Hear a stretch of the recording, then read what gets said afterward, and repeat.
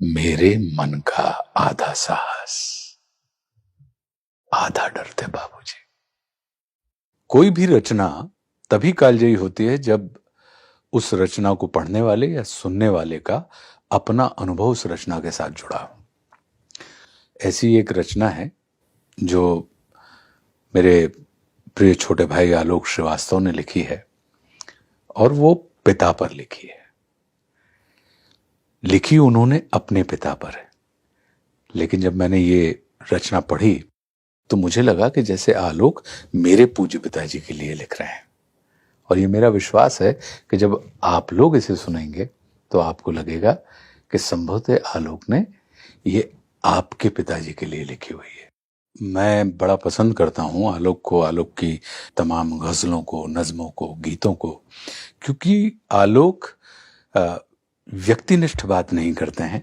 वो भले ही उनके अपने अनुभव की बात कर रहे हों, लेकिन जब उनकी कलम झरती है तो उसमें उनका अनुभव नहीं, सबका अनुभव हमें दिखाई देने लगता है। ये सफलता होती है रचना की और रचनाकार की कि जब संबंधों से हटकर रचनाकार भाव पर ले जाता है।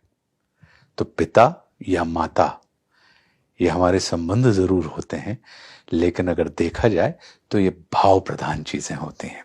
फिर उसमें मेरा तेरा नहीं रहता, वो पिता होते हैं, माता होते हैं। इसीलिए माता के गर्भ से बच्चा जन्म लेता है तो पिता की आत्मा से बच्चा जन्म लेता है, इसीलिए उसे आत्मज या आत्मजा कहा जाता है। तो उनकी एक गजल बाबूजी के नाम से मैंने पढ़ी तो मुझे लगा कि ये शायद मेरे पूज्य बाबूजी के लिए लिखी गई है और मैं उन्हीं को स्मरण करके, और आप सुनेंगे तो मुझे विश्वास है कि आप सबको लगेगा कि आप सबके पिता के लिए ये लिखी गई है। तो आलोक लिखते हैं कि घर की बुनियादें दीवारें, बाम और दर थे बाबूजी।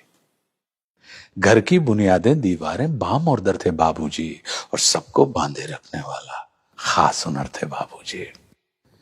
उनकी ही आवाज हमें हर सुबह जगाया करती थी। उनकी ही आवाज हमें हर सुबह जगाया करती थी। सारे घर का अनुशासन क्या, सारा घर थे बाबूजी। भीतर से खालिस जज्बाती और ऊपर से ठेठ पिता।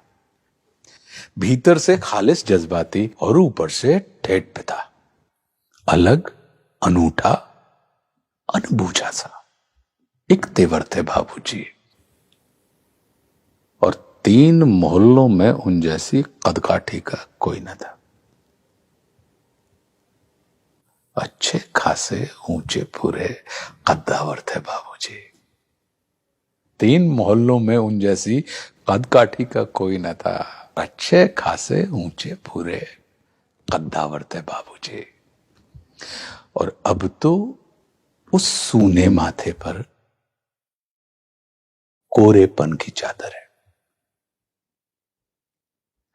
अब तो उस सूने माथे पर कोरेपन की चादर है।